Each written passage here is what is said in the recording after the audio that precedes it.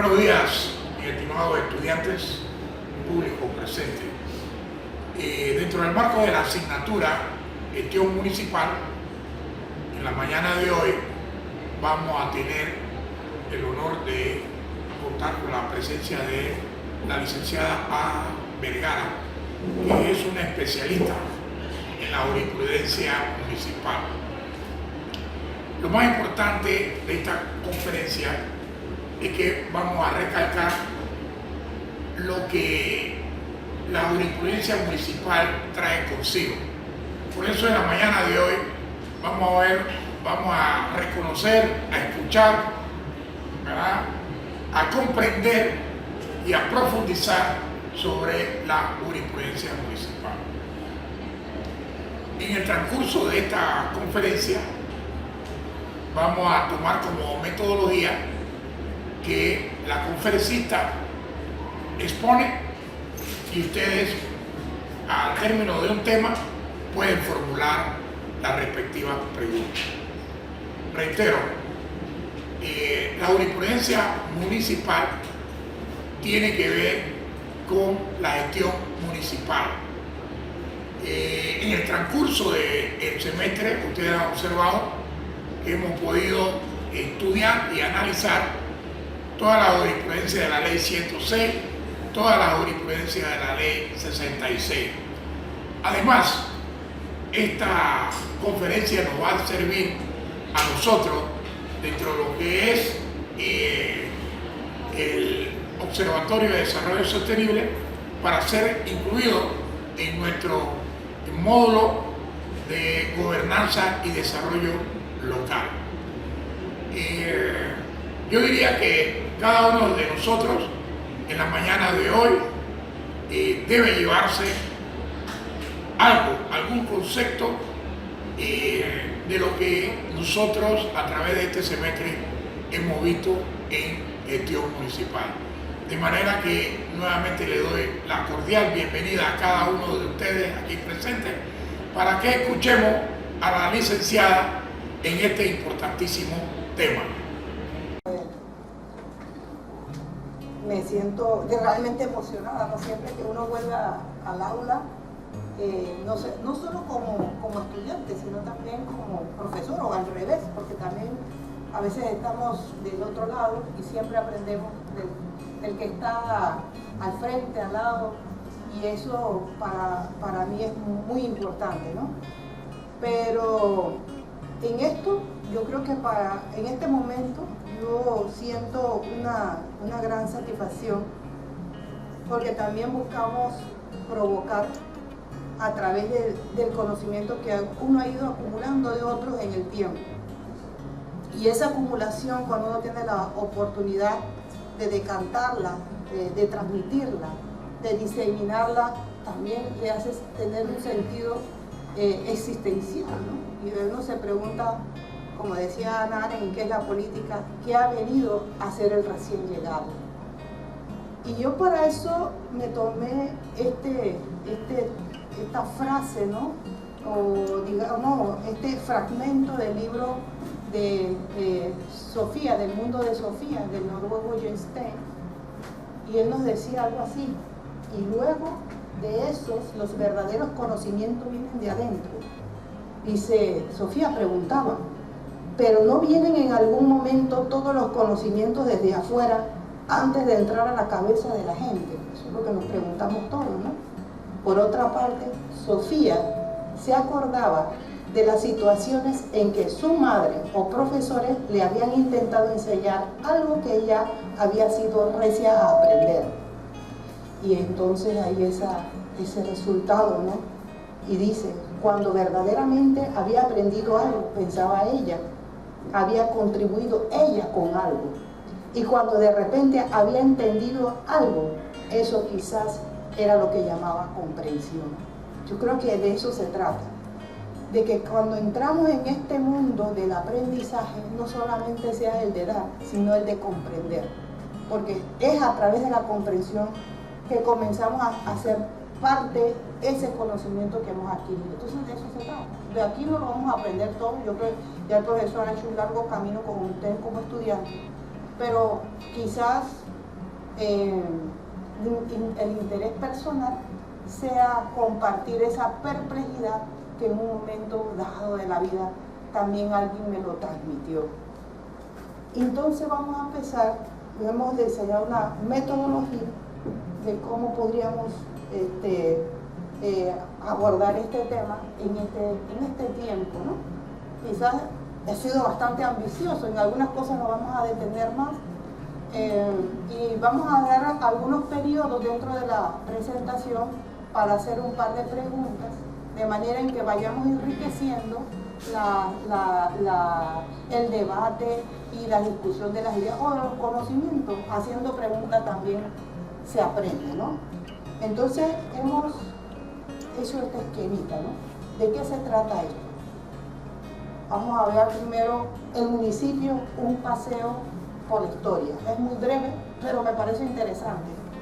No es que para hablar de la evolución del hombre que tenemos que pasar a los dinosaurios, pero al menos tenemos que darnos cuenta de cuál ha sido realmente la razón o ese caminar, surgimiento, expansión y enquistamiento. El segundo, yo lo puse así, el municipio, algo más que tramitador de placas de circulación vial. Y ahí nos vamos a detener a hablar de eso, de la organización política administrativa del Estado, del régimen municipal, del gobierno local y del marco de las competencias, que yo considero que quizás sea el tema, uno de los temas que más interés provoque. Y por último, que es quizás el devenir, lo que llamamos el debate, eso de la descentralización. Ahí le vamos a dar algunas, eso que se está hablando ahora, de que si los municipios deben tener más competencias, más recursos, son eficientes o no, y lo leeremos dentro de ese punto que llamaríamos el proceso de la descentralización en el camino de la duda. ¿Y por qué decimos en el camino de la duda? Porque siempre que hay un cambio de gobierno, tenemos que saber si vamos a ir a caminar por la izquierda, por la derecha, por el centro, o cuáles serían, por ejemplo, los temores, o cuáles serían, digamos, que reflejaría el tener un gobierno fuerte en la escala local. Entonces son cositas que vamos incluyendo dentro del camino. Yo quisiera ver cuáles serían, por ejemplo, si esas serían más o menos las expectativas que tendrían algunos estudiantes, y que de alguna forma, ¿no?, en el camino de esta presentación, cuando surjan, vamos a dar unos tiempos, 2 o 3 preguntas, por favor agradezco que levanten la mano para ir avanzando en ese diálogo. Bueno, el municipio.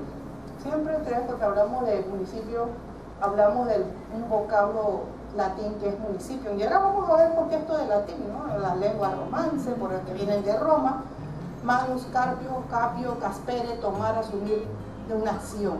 Otros alcances del concepto que hemos podido estudiar hablan de que eran las poblaciones con autoridad propia. Y por eso, porque no puede haber municipio si no tiene autoridad propia. Cualquier municipio que esté subsumido es otra cosa, no es municipio. Eso es como en estos días que yo fui a comprar una miel de abeja y yo dije, qué bueno, $8 barato, si yo siempre le compraba 15. Pero cuando la voy a mirar, ¿esto qué es?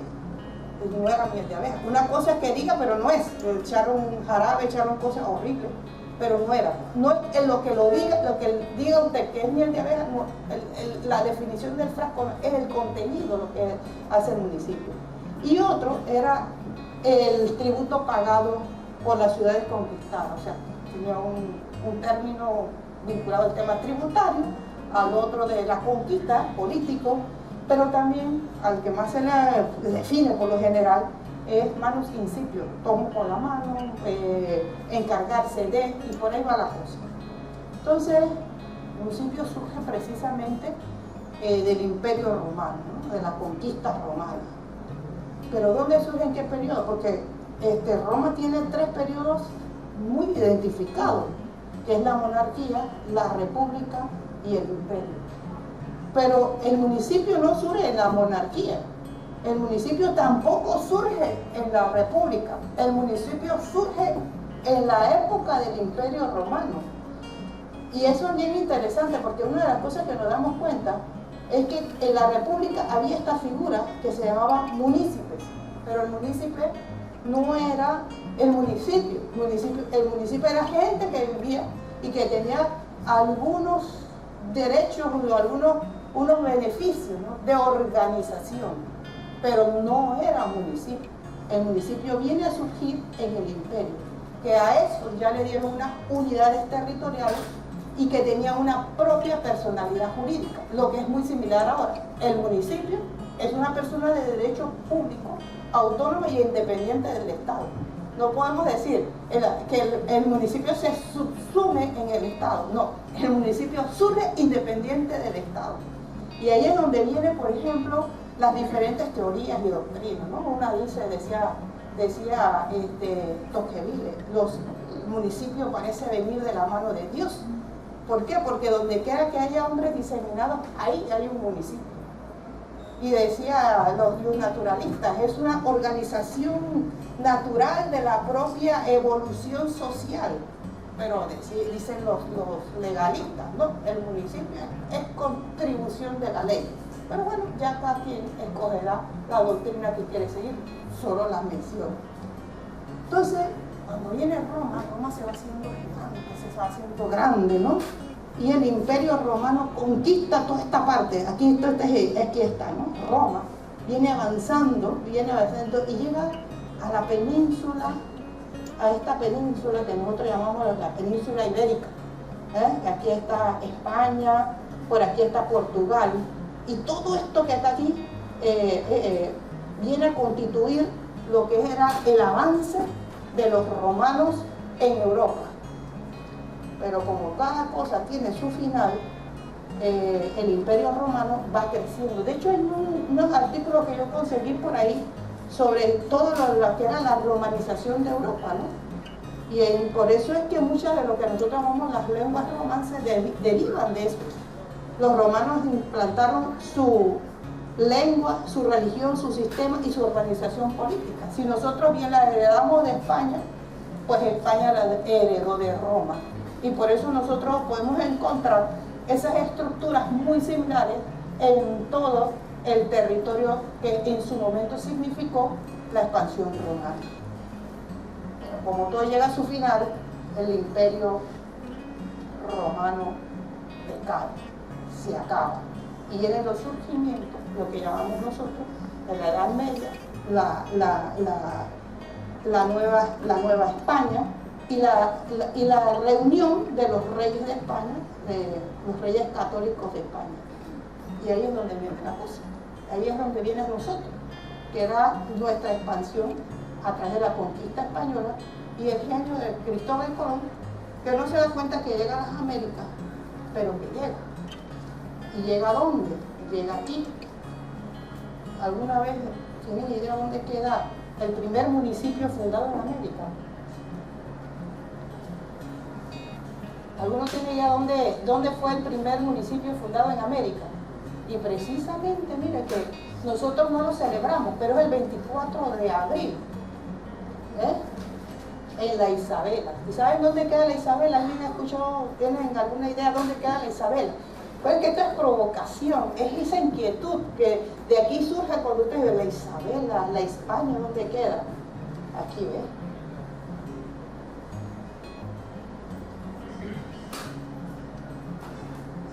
¿Ya?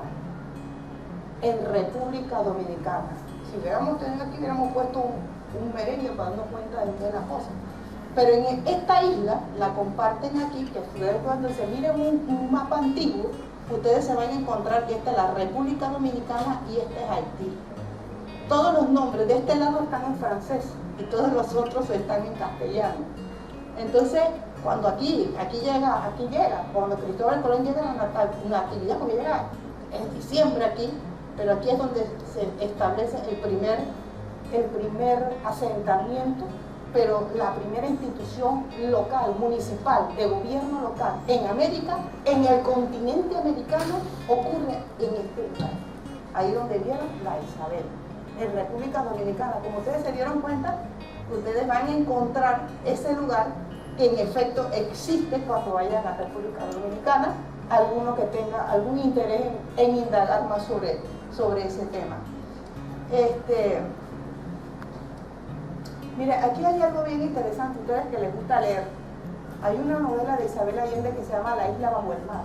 que les habla todo el tema de la esclavitud en Haití, y es muy entre romántico, interesante y bonito a la vez. Entonces habla de toda esta parte de Haití.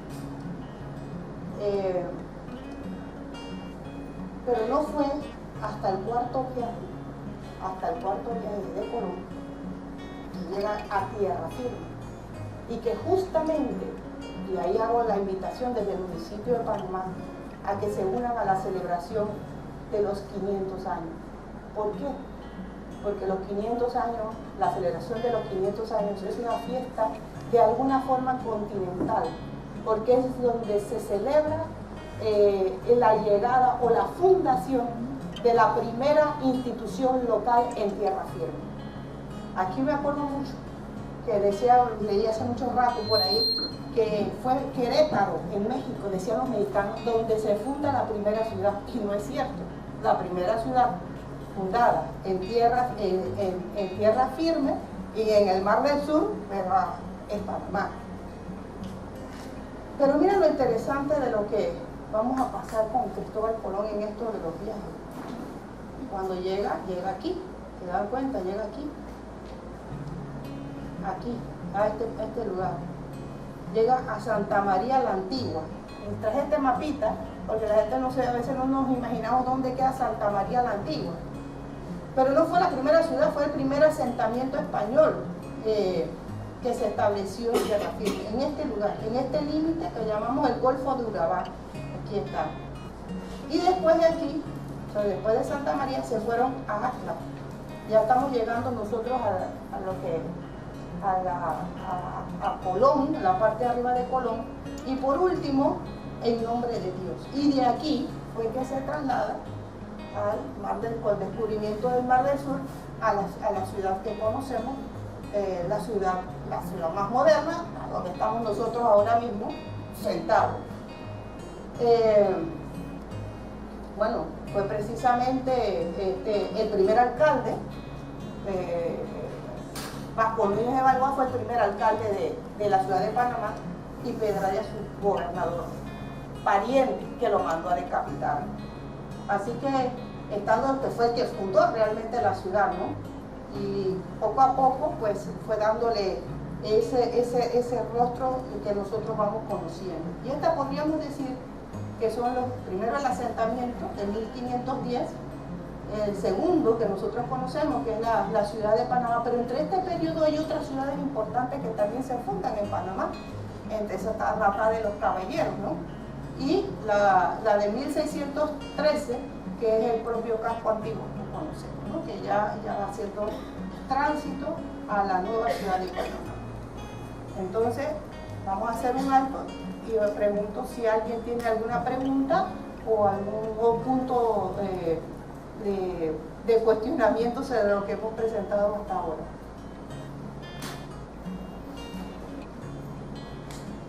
¿Bien? Pero ahora vamos al municipio de Panamá, nuestra historia. Miren que hay algo muy interesante, pero también hablamos aquí un poco del régimen jurídico. Panamá, para estas elecciones, escogió 81 alcaldes, ¿no? Para 81 distritos, 679 corregimientos, casi 680 corregimientos. Pero comencé a ver qué ha sido, ¿por qué tanto? Si realmente nosotros necesitamos tantos distritos y necesitamos tantos corregimientos. Entre 1980 y 1990 habían 67 distritos. Entre la década del 90 al 2000 habían 74. Y a esta tenemos 81. Entre 1980 al 90 habían 505 corregimientos. Entre el 2621 y ahora 679. Y yo le digo una cosa, ¿no? Porque nos preguntamos muchas veces de que esta carrera tiene futuro, esto de trabajar administración pública y local, pues tendrá futuro. Si yo leo esto, hay más administración pública que a nivel nacional, en la escala local, que a la escala nacional. Pero un día me di el trabajo también de ver cuántas personas se lanzaron para ser candidatos a alcaldes y representantes, no a diputados. Y me llevé la grata sorpresa que superaban las 12.000. O sea, cada partido político había presentado primarias en donde por cada partido político, para cada corregimiento, habían hasta 5 candidatos a representar. Y cada partido político había representado en las primarias hasta más de 5 y 6 candidatos a alcaldes. Si sumamos todo eso, nos están dando una participación, un interés sobre lo local que excede a veces nuestra comprensión. Todo el mundo quiere ser, parece ser, alcalde o representante. Y yo digo, bueno, pero ¿por qué quieren ser alcalde? Una vez me pregunté yo, ¿por qué quiere usted ser alcalde? Le digo, señor, ¿usted por qué quiere estas giras al interior? Dice, es porque yo soy muy popular. ¿Y usted por qué quiere ser alcalde o quiere ser representante? Lo que pasa es que yo quiero, lo que pasa es que a mí, yo quiero tener plata. Y lo peor del caso que me pasó a mí con mi hijo, y esto es una anécdota, que con tanto que yo le ando a ser alcalde, pero para él está pequeño, digo, mira, el municipio es la casa grande, que es importante mantenerla en orden y hay que trabajar por eso. Entonces digo, maestra, pregúntele por qué quiere ser alcalde, para ser millonario, maestra. O sea que al final de cuentas, yo creo que a veces nos alejamos mucho de que por qué queremos ser alcalde o por qué queremos ser representante. Yo creo que esa es un poco la definición que tenemos mucho de nuestras propias querencias, ¿no? Aquello que queremos ser y aquello que a lo mejor, pues, se da verdad que queremos ser alcalde para administrar, para encontrar en el gobierno local oportunidad de desarrollar nuestro territorio. Bueno, por ahí va la cosa. Entonces, tenemos esta cantidad de alcaldes y representantes que nos pensamos realmente si están aspirando a desarrollar un rol como tal. Miren que algo que le decía al profesor que me llamó mucho la atención es que en esta época, pues hasta, miren, toda la década del 70, hasta del 50 al 70, teníamos 65 municipios, 65, 67 municipios, no había más municipios.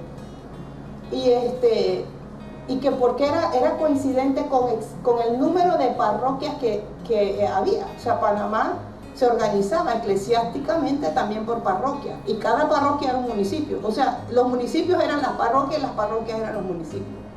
Pero a partir, digamos que del año 90, comienza ese crecimiento de esa reestructuración del Estado, o de dividir más el Estado en más distritos y por ende en más, porque comenzaron a convertirse en estructuras electorales. Y ese es otro de los detalles importantes que hay que tener en cuenta. Los municipios también son no solo divisiones políticas administrativas, sino estructuras electorales, lo mismo que los corregimientos. Por eso que todo el mundo se afana en que me distribuyan más el territorio para yo tener oportunidad de tener un escaño dentro del gobierno local, de un espacio de poder político. Vamos al régimen municipal, un marco legal. Siempre, y aquí hay un debate muy interesante, ¿no? Ahora donde aparecen los municipios como tal, como tal. El artículo 5 de la Constitución nos dice que el territorio del Estado panameño se divide en provincias, está su distrito y los distritos en corregimientos. La ley podrá crear otras divisiones, ya sea para sujetarla a regímenes especiales por razón de conveniencia administrativa de servicios públicos. Mire, este artículo de la división política, aquellos que tienen curiosidad, decía el profesor, cuando nosotros examinamos las constituciones, en la Constitución del 2004 solo se quedaba en provincias y distritos, no estaba todavía constituida en el marco constitucional de la Constitución del 1904 la figura del corregimiento. O sea, fue una novedad de la Constitución de 1941, pero sí existían corregimientos.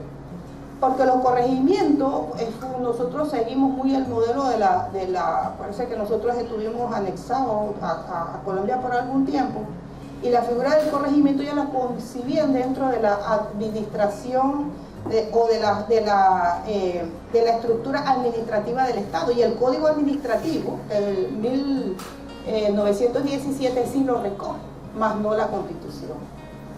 ¿Y esto qué significa? ¿No? De que nuestro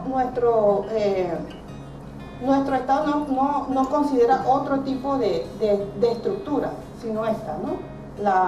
Aunque las comarcas vienen también a ser parte de esta, porque también tienen autonomía.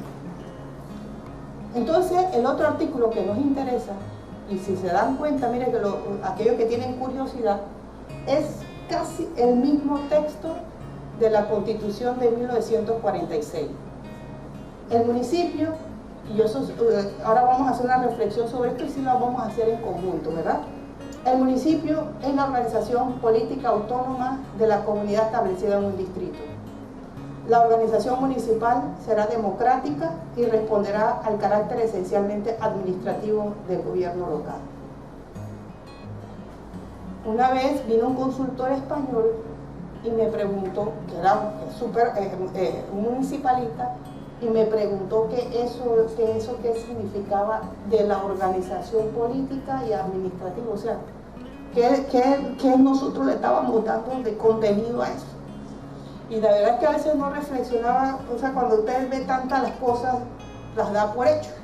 Y cuando uno da mucho las cosas por hecho, no las comienza a analizar. Por eso es que cuando nosotros vamos perdiendo, como dice uno, la inocencia, ¿no? Cuando te dicen tantas veces, no pase por ahí, ni siquiera preguntas porque deja de pasar por ahí.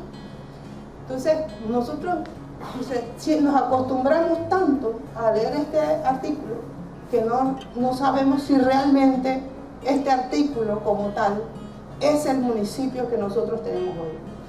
¿Y por qué lo estoy diciendo ahora? Porque nosotros como estudiantes, como docentes, como investigadores, como cientistas del derecho, frente a la reforma constitucional, debemos pensar un poco si realmente ese término o esa conceptualización del municipio es a la que nosotros estamos aspirando a un municipio moderno. ¿Y qué nos quiere decir eso? El municipio es la organización política. En términos simples podríamos decir que es política porque goza de autonomía. Es política porque está regida por políticos. Es política porque se toman decisiones políticas. Es política porque es una figura de derecho público. Y es política porque tiene capacidad de interacción con otros componentes del Estado. Que funciona en un territorio, sí, que es distrito. La comunidad es la que define ese rol de para qué trabaja esa organización política. Es democrática porque elegimos a sus miembros y es administrativo porque administra los intereses de la comunidad establecida dentro de ese distrito. Esa sería en términos generales la definición o el alcance de ese texto constitucional, que se ha venido a complementar con una definición más adelante, el 233, el que le sigue, que se agregó la reforma del 2009 sobre descentralización y que más ahora vamos a ver. ¿Hasta aquí algún comentario? Oiga, mire, hay algo que yo les voy a contar que me pasó hace poco, hace un par de días, que fui a unas conferencias que eran muy buenas, porque los conferencistas eran muy buenos, pero como hablaban tanto, yo creo que hasta ellos se aburrieron de ellos mismos. Entonces yo siempre trato de buscar la manera de cómo no dormirme y por eso pues ensayo algunas ideas nuevas y que sobre todo para complementarlo con la participación de los que nos escuchan a fin de generar otras nuevas dinámicas, porque eso nos pasa, Tiempecito, profesora. Y nosotros dentro del aula de clase, antes de llegar acá a estudiar la jurisprudencia en profundidad, estos planteamientos que usted está haciendo, de alguna forma, algunos de los estudiantes aquí presentes tienen alguna pregunta relacionada con esto. Ustedes pueden aprovechar ahora y esas dudas dentro del esquema de la jurisprudencia municipal, que se las hagan a la profesora con el objeto de que aclare, amplíe, analice y nos llevemos algo, siempre lo digo yo, para la casa. ¿Ok? ¿Hay alguna pregunta relacionada con este tema que está introduciendo la profesora Ana Vergara en estos momentos? ¿Alguien puede mencionar nombres? ¿Ya? Bueno, pero podemos continuar. Pero en el momento que alguien tenga alguna inquietud, bueno, perfecto, vamos adelante. Dele, profesora. Ajá. Entonces nosotros nos vamos a encontrar que el municipio no es solo el lugar donde se tramita placa. El municipio es una unidad política administrativa del Estado. El artículo 5, el municipio, el Estado se divide en provincias, las provincias en distritos y los distritos en corregimientos. Por lo cual, el municipio es una unidad política administrativa del Estado. El municipio es gobierno y es gobierno a escala local. Y el municipio es una estructura de administración del Estado. Y ahora lo vamos a ver con más detalle.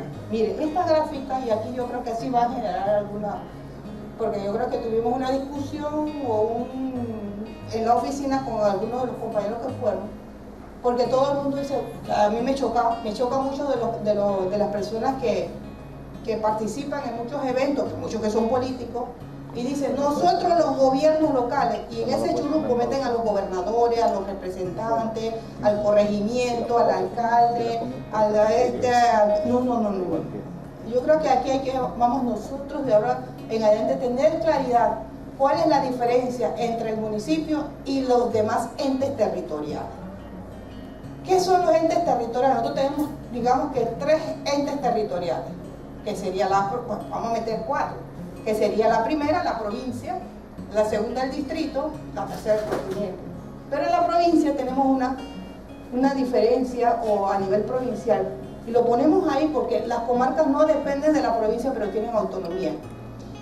Y lo interesante de las comarcas es que tenemos 2 tipos de comarcas. Las comarcas que tienen estructuras provinciales y las comarcas que tienen estructuras de corregimiento, como son las comarcas Cuna de Madaguandí y de Guargandí. O sea, son como si fueran corregimientos y no son distritales. Más sin embargo, las comarcas de Nove Buglé, la Emberá-Unón, son estructuras muy similares a las provincias. Entonces, en el Estado panameño, de acuerdo a lo que nosotros leímos en el artículo 5, reconoce 2 niveles de gobierno: el nivel nacional y el nivel local. No reconoce a ningún otro gobierno. Y el gobierno, en el gobierno nacional descansa la autonomía, la soberanía. El Estado es soberano frente a otros estados. Pero ese Estado soberano reconoce en sí otro ejercicio u otro nivel de gobierno al que le confiere una cierta capacidad de gestión autonómica, que se llama el gobierno local, que en nuestro caso radica en el municipio. Por tanto, nosotros tenemos 2 niveles de gobierno: el nacional y el local solo radica en el municipio.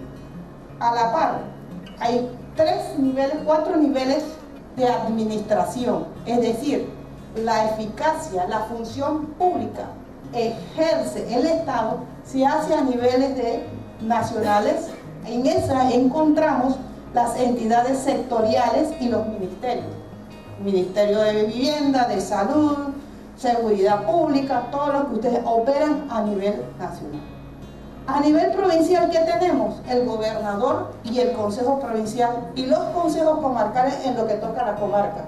Pero también encontramos las unidades sectoriales, que sería la Dirección Provincial del MOB, la Dirección Provincial de Medio Ambiente, la Dirección Provincial del IDAN.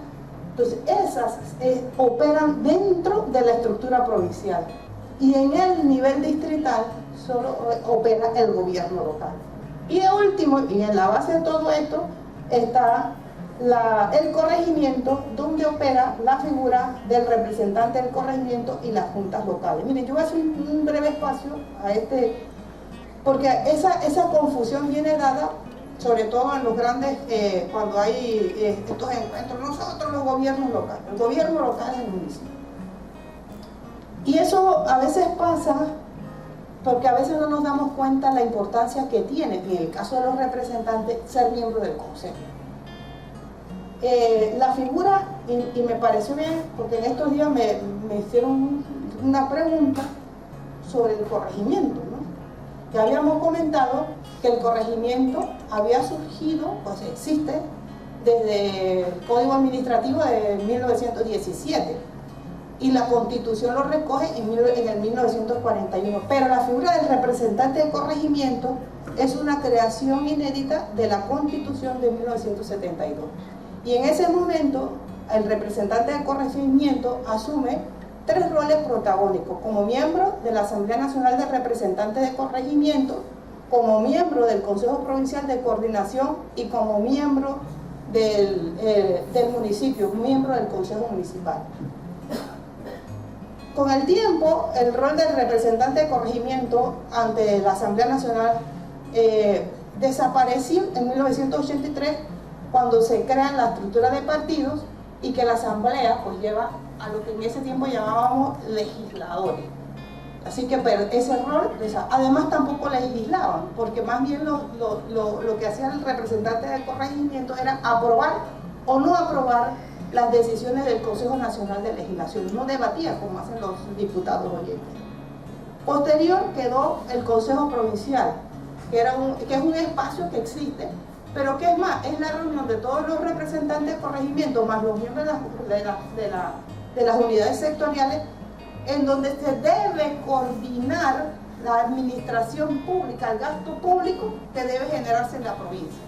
Pero ese rol también se ha ido disipando en el tiempo, porque a nivel del propio Ejecutivo se crean estructuras similares, porque ustedes se dan cuenta que ningún consejo provincial va a la Asamblea a decir: esta es nuestras necesidades de gasto de inversión pública que deben ser incluidas en el presupuesto. ¿Quién va? Es el diputado. Entonces tampoco tiene ese rol importante de coordinación. Entonces, ¿dónde queda realmente sumido, digamos, la función de beligerencia del representante de corregimiento en el Consejo Municipal? Y es ahí donde puede emitir acuerdos, y ahí hay algo que veo interesante, ¿verdad? Porque ¿qué son los acuerdos municipales? Los acuerdos municipales son un instrumento de ley, pero no son leyes. Los consejos municipales reglamentan, pero no legislan, porque legislar es una función inherente a la Asamblea Legislativa. Los consejos municipales regulan la vida jurídica del municipio, y esas normas que dicta el consejo son de estricto cumplimiento para todas las personas que viven, visitan, para todos los ciudadanos dentro del distrito. Y miren las cosas más interesantes de los acuerdos municipales, que han tenido una gran proyección, ¿no? Pues sobre todo cuando esa quizás ha sido la experiencia más interesante que puedo, digamos, de la que hablo en mi experiencia como abogada, es haber trabajado en el desarrollo de acuerdos que son verdaderos textos jurídicos. Pero miren, ahí por ejemplo, yo les voy a hablar un acuerdo municipal de hace muchos años del municipio de Parita, y les voy a hablar del de acá, ¿no? Del de Parita. Nadie se imaginaría que en la década de los 40 el municipio de Parita dictó un acuerdo en donde decía: todas las casas alrededor de la zona de la plaza de toros de Parita no puede utilizar en sus techos otro material que no sea de teja, y no puede no pueden pintar las casas de otro color que no sean blancos. Entonces me llamó la atención porque ese acuerdo tiene vigencia. Nadie en Parita todavía hoy día puede pintar las casas alrededor de la plaza con otro color que no sea de color blanco y de techo de... Entonces, otra cosa es que no son de nuestro propio municipio, no son de legislación. Eso ha hecho que Parita sea lo que sea Parita hoy día. Otro acuerdo municipal que me llamó, estoy hablando de los acuerdos municipales que se han en el tiempo nuestros municipios aprobados. En Boquete, ¿cuántos han ido a Boquete aquí? ¿Conocen Boquete? Nadie conoce Boquete, madre, ¿en dónde estoy yo? Entonces, Ustedes se han dado cuenta que en Boquete no hay ningún muro que tumbe que ningún muro de una propiedad que sobrepase la casa. Todos están construidos.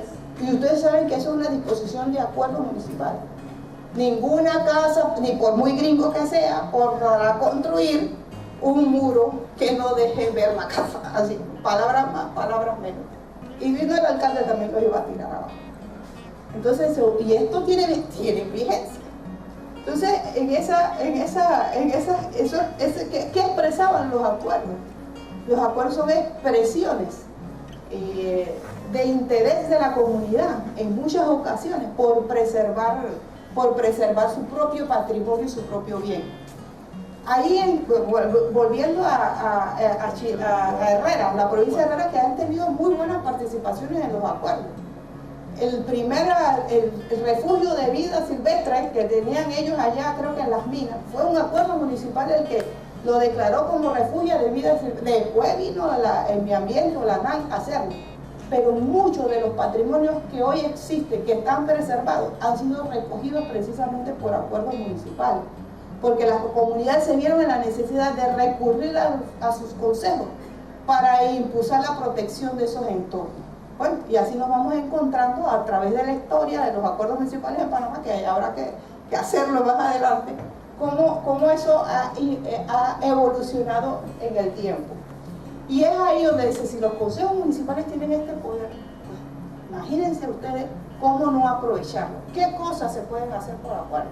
Por acuerdo municipal, los representantes no solo aprueban su presupuesto, sino dictan política, establecen acuerdos, organizan los servicios públicos, establecen tributos. Bueno, por ahí se me van ocurriendo otras cosas.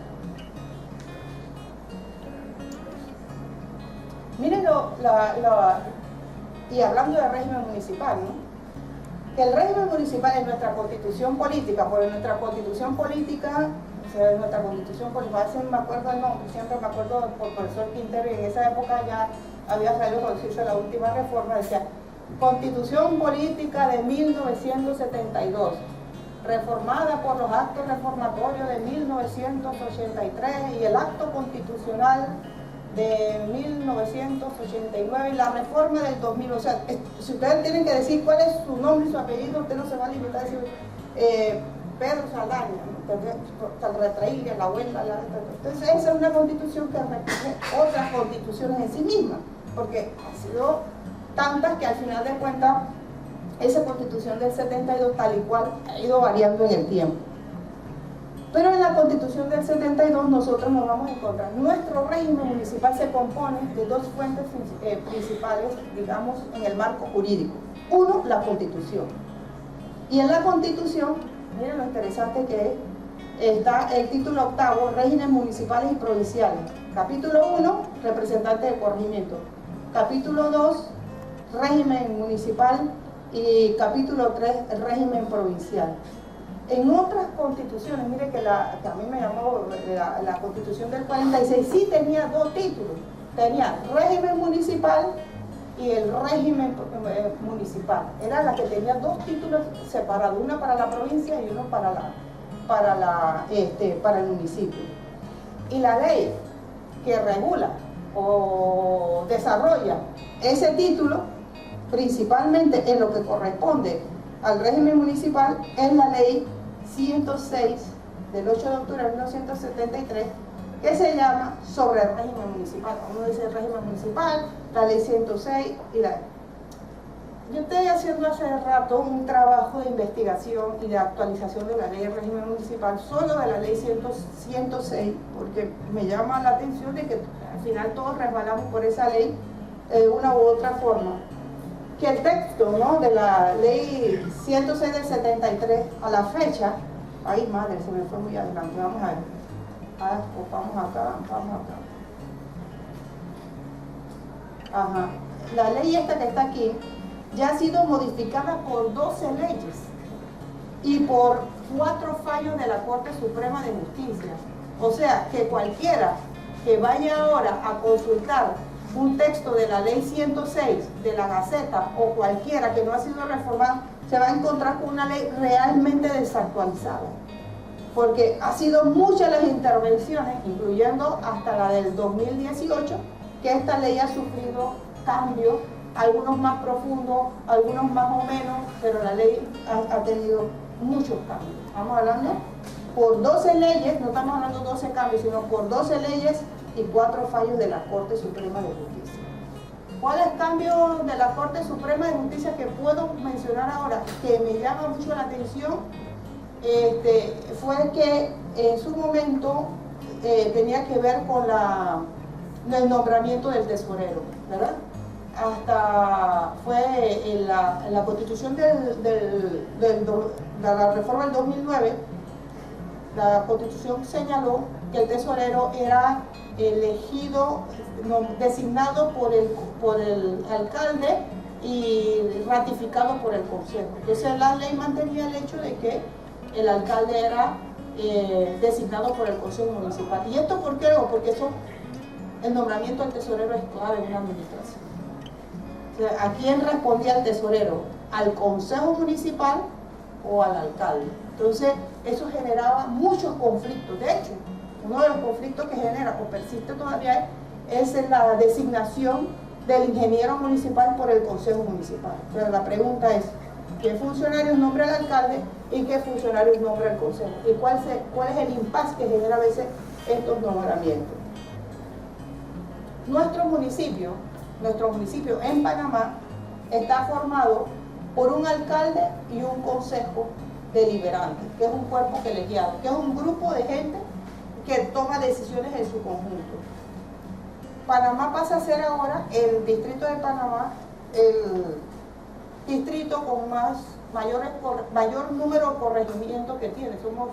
Ya tenemos 24 corregimientos. Pero hasta hace poco, hasta el periodo pasado, eran las tablas. La diferencia era que Panamá tenía 800.000 habitantes y las tablas 26.000. Y eso fue una creación de Belisario Porras. Todo el mundo quería tener su propio municipio, la verdad. Sí, disculpe, licenciada. Aparentemente en la web donde aparece son 25 regimientos. Bueno. Es verdad, hay uno que está como en un limbo que se llama corregimiento De las taxas. Sí, de eso después posteriormente lo vemos. Sí. Pero sí lo es, ¿eh? Sí. Pero, no está en limbo, ya es. Sí, allá es. Sí. Pero una organización formal no aparece. Como organización formal, dentro de estos otros regimientos. Después que ya se escogieron sus autoridades, Pero todavía no la. O sea, ya escogieron al representante. Técnicamente de afuera. Ya son 26. Entonces pasó a hacer las tablas, porque en las tablas, tanto así que miren, una de las cosas que me llama la atención, y que si es así ustedes se dan cuenta, que cada vez que pasa el proceso electoral, hay 2 o 3 corregimientos donde se tienen que volver a hacer elecciones. Y se dan cuenta que siempre es en el distrito de las tablas, ya sea en Palmira o en el otro, no me acuerdo cuál es el nombre del corregimiento. El Bebedero. Siempre son esos 2, porque ¿saben cuántos electores tienen esos 2 corregimientos? 100, 120 o a 70. No tienen más electores. Son corregimientos con menos de 120 habitantes. Son corregimientos que entonces eso me llama mucho la atención, porque eso también nos va a tener que redefinir qué tipo de estructura nosotros queremos darle a los corregimientos insignificativos. Eso se reúne una familia y ya llena el número en un cumpleaños, el número de habitantes del corregimiento del Bebedero Las Palmas Palmira de las Tablas. Entonces, eso es algo interesante. ¿No hay alguna ley que estipule una cantidad mínima de habitantes para poder crear un corregimiento? Mira que sí, ahora es la ley 65 del 2016, pero también antes el Código Administrativo lo señalaba. Lo único que parece que hemos dicho, y dejen eso en la tinta ahí para un poco reflexionar, o sea, las estructuras de corregimiento se fueron creando en ese tiempo.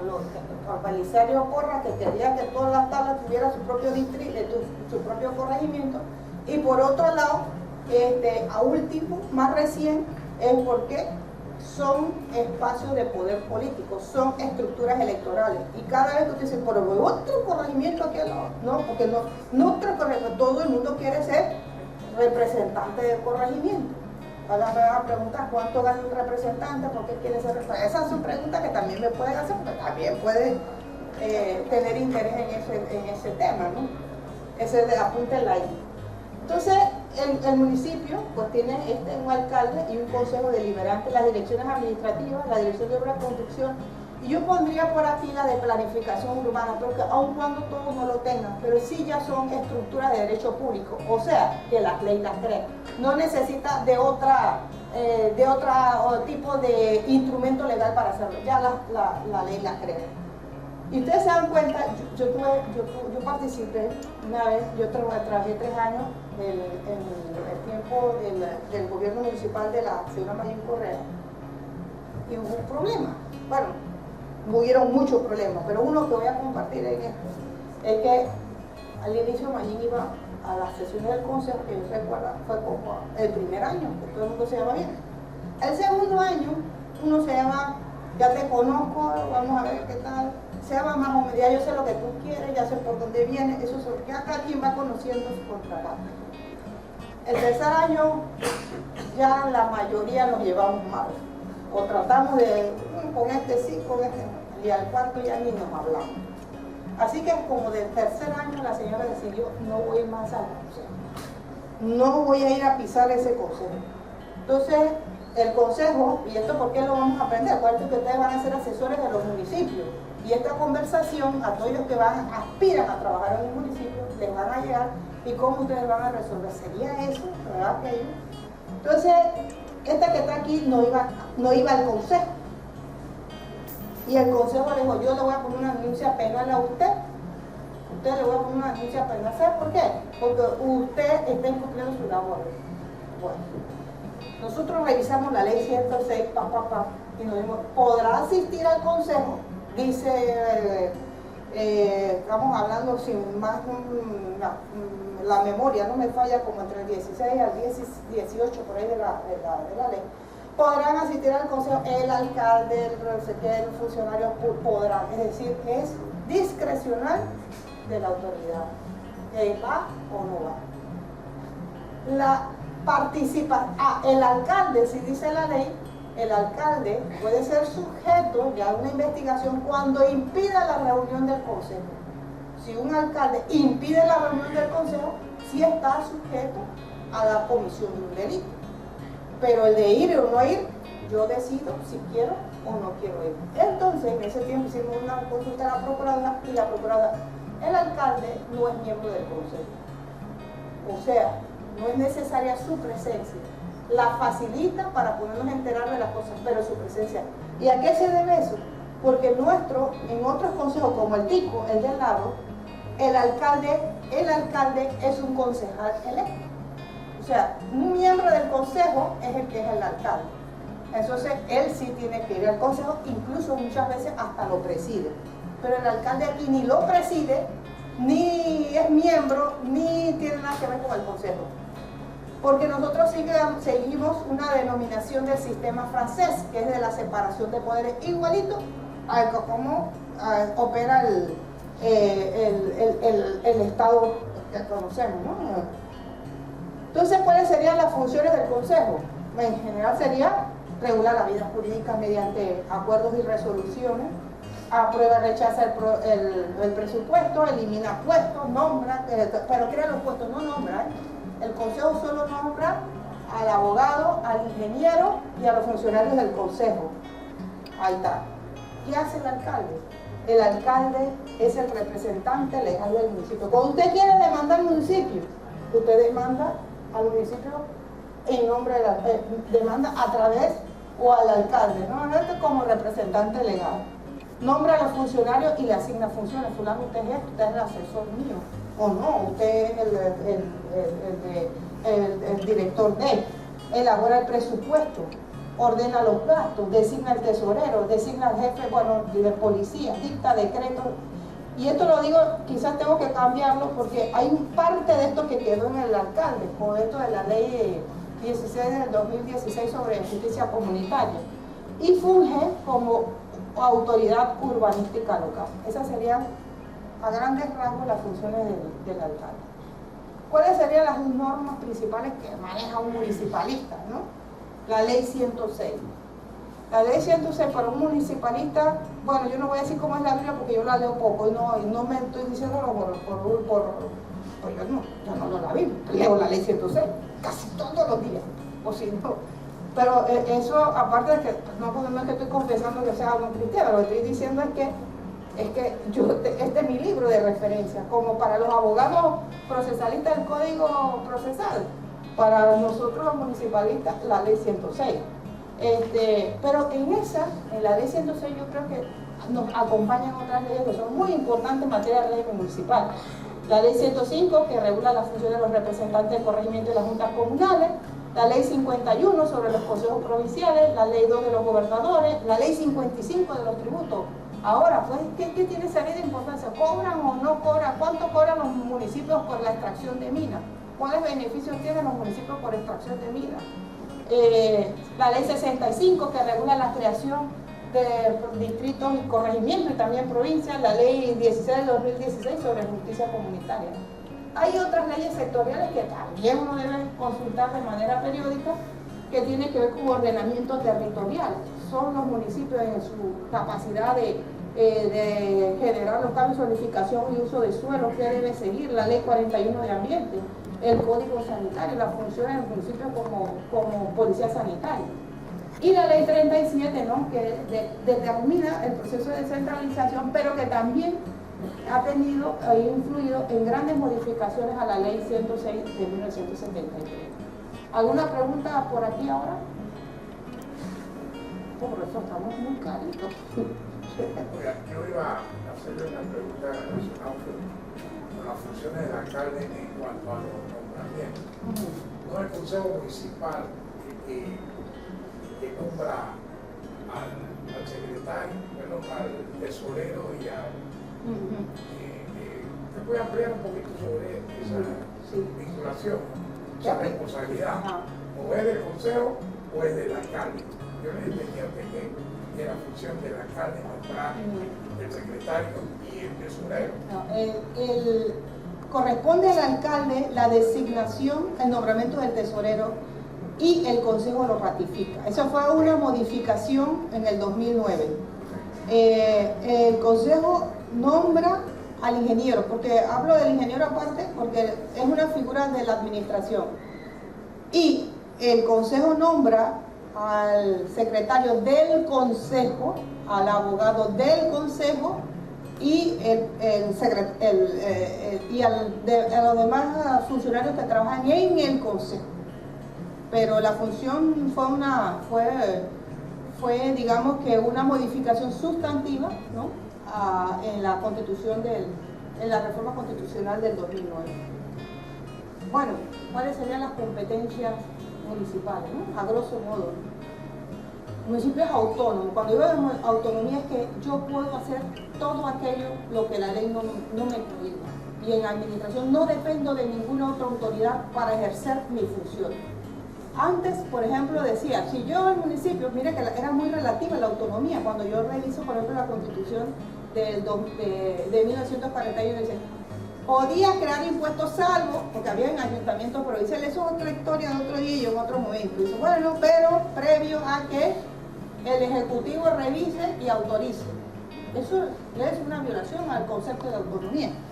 Pero la autonomía te permite hacer todo aquello que la ley no prohíba y el gobierno local está en capacidad de hacerlo. Ningún nombramiento del municipio depende de la autoridad de nadie.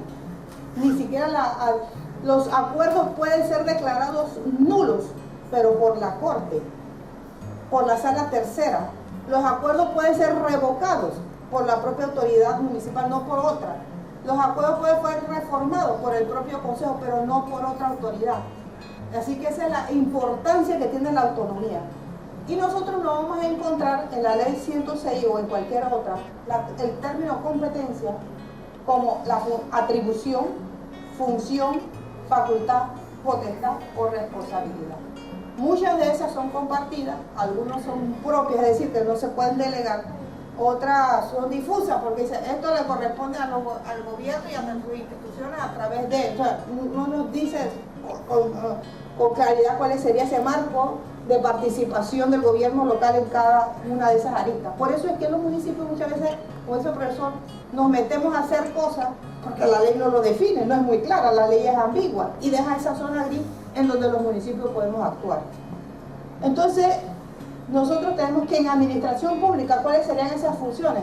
La función pública de personal, nombramos, no dependemos de otra autoridad para nombrar, presupuestar, elaboramos nuestro presupuesto a partir de los ingresos que generamos, prestamos servicios públicos, generalmente los municipios prestan, a excepción del de Panamá, el servicio de aseo, cementerio, todo, ¿no? Que salimos de aquí, de Panamá, que hay una gama de servicios, por ejemplo, prestamos el de vigilancia municipal, ¿no? El municipio de Panamá presta prestaciones de parque, mantenimiento de áreas de uso público, empresas municipales. Esta es una figura bien interesante. Las empresas municipales pueden ser de carácter municipal o mixta, es decir, admite la participación de capitales mixtos. Mire, hay empresas municipales, yo quizás he explorado poco por ahí, que hay que meterle más interés a la investigación. Es la empresa, por ejemplo, en Panamá, ¿ustedes saben quién nos presta o administra el servicio de distribución de energía eléctrica en Panamá? ENSA, ustedes han escuchado de ENSA, ¿verdad? Ustedes saben que ENSA es una empresa de servicio público municipal de Medellín. Así que lo que quiero decirte, cuando nosotros hablamos de esta figura, nosotros podemos entender la dimensión y el alcance de las actuaciones que pueden tener los municipios territorial y extraterritorialmente. O sea, yo creo que nosotros tenemos que dimensionar la capacidad de gestión de los municipios, pero tenemos que comenzar a pensar en aquello que llamamos proceso de descentralización y reforma a la ley 106. De verdad que ha sido reforma a la ley 106, no un nuevo cambio de régimen municipal. Permisos y autorización. Usted no puede construir sin autorización de la autoridad local. Y los bienes de uso público. Mire, si hay algo que sobre todo en la administración del alcalde Blandón ha sido la recuperación del espacio público. Nada es tan público y tan democrático como el espacio público. Tanto un niño rico como un niño pobre comparten un espacio común cada vez que van a un parque. Y entonces el hecho de que todos los podemos usar, pues eso democratiza el espacio. No todo el mundo puede tener acceso, que tiene igualdad de disfrute en un momento. La planificación, la regulación de los usos de suelo, normativas, nosotros dictamos acuerdos, decretos, convenios y contratos. Miren, esto de los convenios, esos convenios tienen que ver con la capacidad. Hay un convenio que ya son también los convenios que hacen los municipios con municipios de otros estados. Ya estamos hablando hasta de los municipios son cada vez más globales. Ya usted tiene hermanamientos con otras ciudades. Pero también hay convenios que han generado municipios para el aprovechamiento de la arena, por ejemplo Chame y San Carlos. El de la basura. El de la basura, para Capila creo que venía a dejarla acá a Chorrera. Ajá. Y así nosotros nos vamos encontrando, esos son instrumentos jurídicos que tienen otra dimensión más allá de la que nosotros podemos comprender.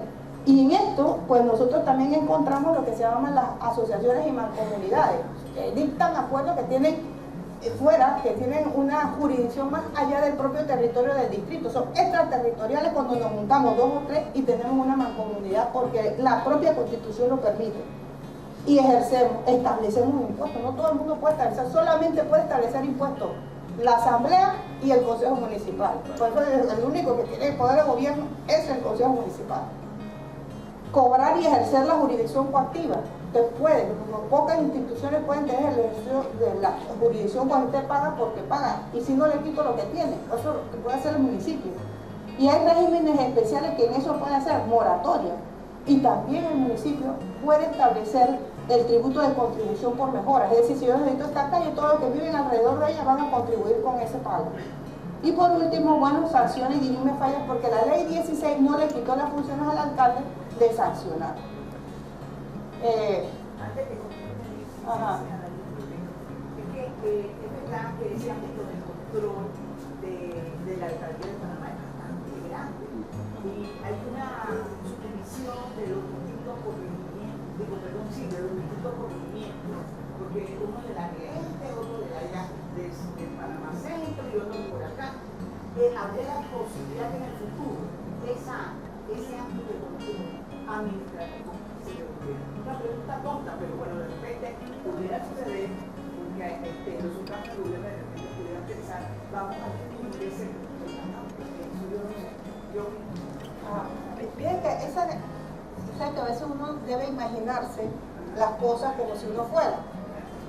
Y le voy a decir que en estos días fuimos a explorar la nueva ruta del metro. O sea, nos vamos ahí, cogimos el metro porque a ver hasta dónde llega y íbamos a regresar.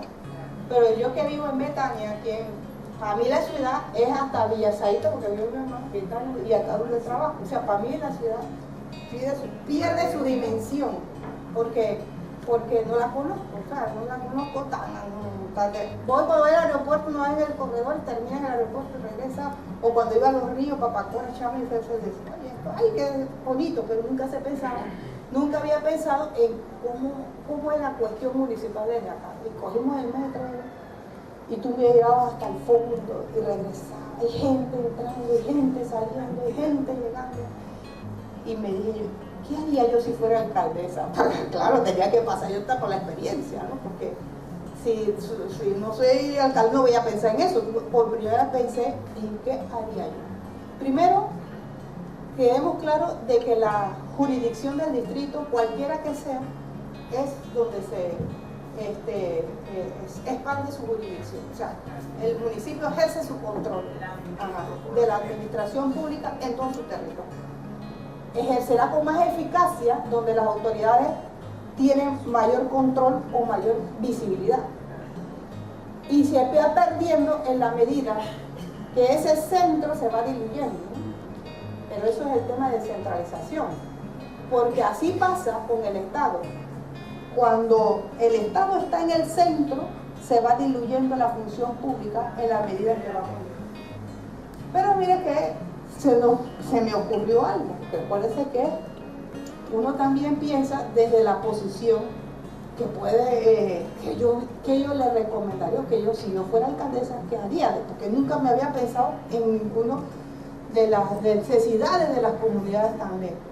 Y el municipio, desde su forma de control o de operación, no digamos de control, de operación, es muy complejo si no tenemos un manejo diferenciado de lo que estamos haciendo. Yo creo que Panamá incluso tiene que comenzarse a pensar en serio en lo que llamamos el distrito metropolitano, porque nosotros tampoco podemos pasar de Panamá por San Miguelito y volver a Panamá. Y no estamos hablando de crear otro distrito norte, al que yo no estoy tampoco de acuerdo, porque eso es una discusión que podemos tener en otros momentos, porque no se trata de ir creando más jurisdicciones, sino cómo atendemos la que la. Entonces, mire, hay un modelo de gestión que había que pensar, porque opera mucho también en los Estados Unidos, que se llama el Mayor Planning, o sea, que usted tiene un mecanismo de planeación territorial. Y si usted dice, bueno, lo que necesitamos en este sector, y este sector, este Mayor Planning se va a encargar de esto, y este se va a encargar de esto. Pero usted tiene que superar los mecanismos de administración que tiene ahora mismo, porque los van a rebasar. El territorio y las necesidades de las comunidades van a rebasar la capacidad de gestión de los propios gobiernos locales. Las desigualdades. Bueno, las desigualdades, ¿no? Pero que siempre van a existir, que siempre han existido, pero ¿cómo las atendemos? Entonces, ese es el modelo que hay que comenzar a pensar. Y por ahí va la cosa.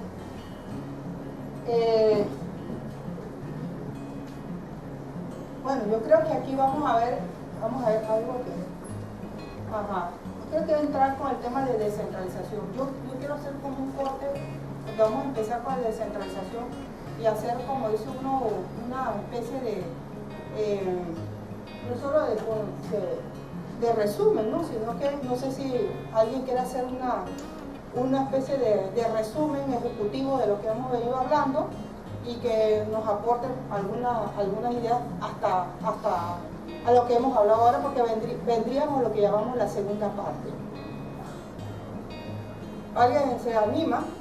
Yo sí quiero, me gustaría porque, buenos días, soy Jairo Contreras. Muchas veces uno que trabaja, anda en bus de allá para acá, no tiene tiempo de escuchar las noticias. Yo pienso que tenemos que aprovechar que están los muchachos aquí y está usted con tanta docencia, conocer en realidad lo que está pasando en el municipio de Arraiján, ¿no? Porque hay una situación bastante seria en lo que es a nivel legal y a nivel administrativo. Sí, de manera muy particular, aprovechando su presencia, pues, se nos comente lo que está pasando en el municipio de Arraiján.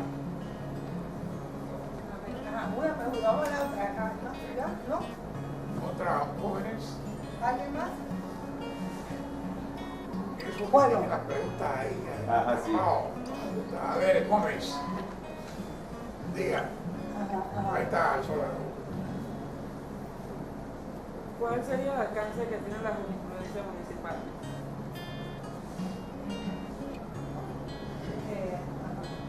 ¿Ya?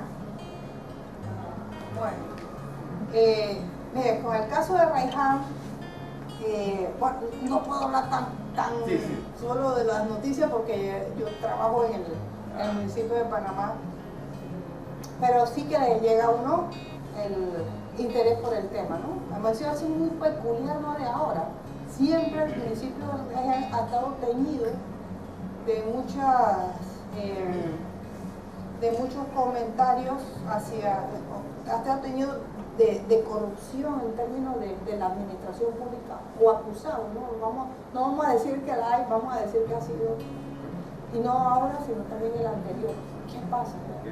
¿Qué pasa en Arraiján? Ya sería como la primera, que hay que cuestionar el modelo político, cómo están funcionando ahí las cosas, porque no importa quién llegue, siempre el alcalde de Arraiján está teniendo eso, tanto en el periodo el anterior, y hace como 2 periodos ha estado sufriendo esos 2-3 periodos, hoy pasa lo mismo, ¿no? Entonces, claro, al alcalde se le suspende. Primero le suspendió, que ahí está la cosa. ¿Quién suspende al alcalde? Yo creo que ya está una pregunta jurídica. El alcalde puede ser suspendido del consejo solo por, ¿se acuerdan cuando les había comentado? Solo por impedir las reuniones del consejo. Y lo suspende también cuando, a solicitud del tribunal. Si el tribunal, una autoridad competente, dice, suspende entonces el consejo lo pasa a suspender al alcalde. Solo en esos 2 casos sería la razón porque el consejo la puede suspender.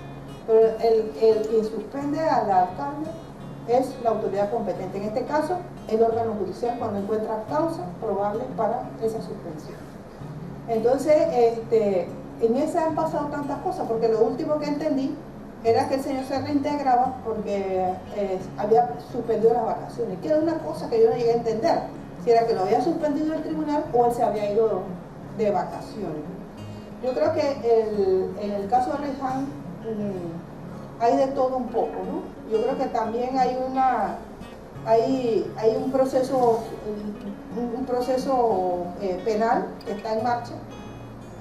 Yo no sé si realmente el tribunal en este caso había suspendido la suspensión de su función como alcalde, o fue un acto deliberante de él con un grupo, porque dice que estaba actuando en un periodo fuera de que ya se tenía que reintegrar porque se había terminado su vacación, y quedan muchas dudas, y sobre el caso, como no soy parte de nada ahí, no puedo dar mayor explicación. Con relación a la jurisprudencia, pues son fallos de la Corte. Cuando hablamos del análisis de la jurisprudencia, es como la Corte se ha pronunciado con relación a determinados hechos. Llamo yo jurisprudencia.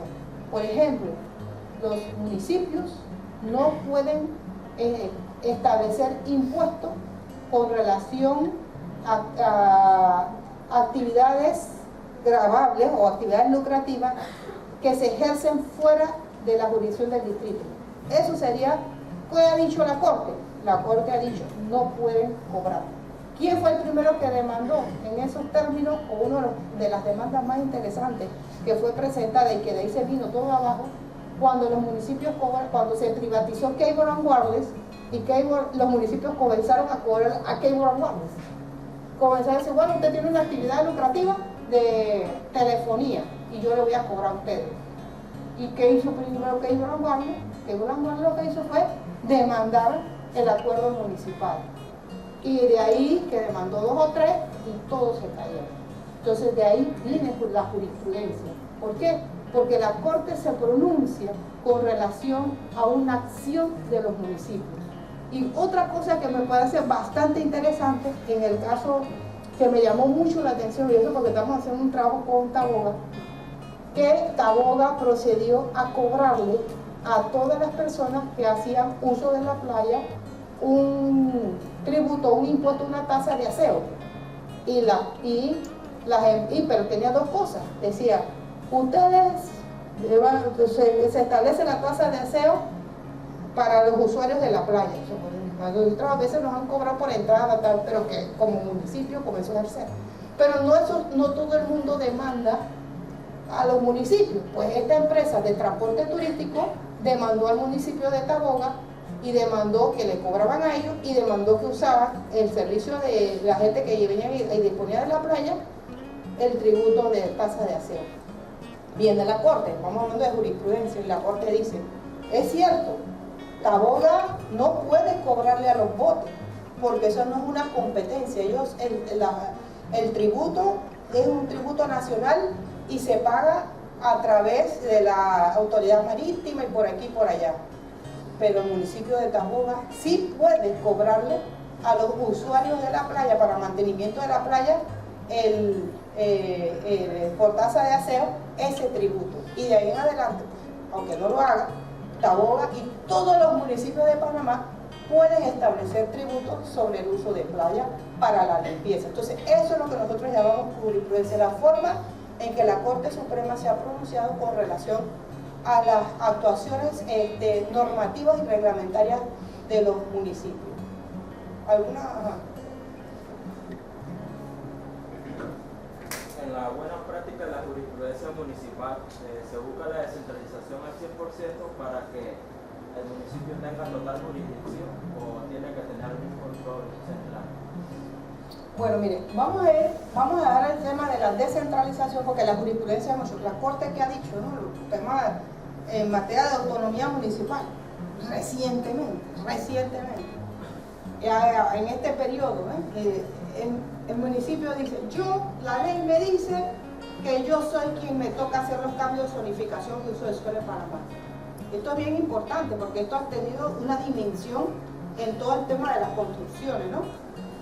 Yo soy el que me toca a mí hacer la zonificación y ejerzo mi derecho a hacer la zonificación de uso de suelo. Usted, señor contratista, por el edificio que haga, no vaya al MIBIOT, porque al MIBIOT no le toca, me toca a mí. Ah, bueno, dice este contratista, yo no voy a ir donde usted, yo voy a ir al MIBIOT y voy a seguir haciendo mi trámite.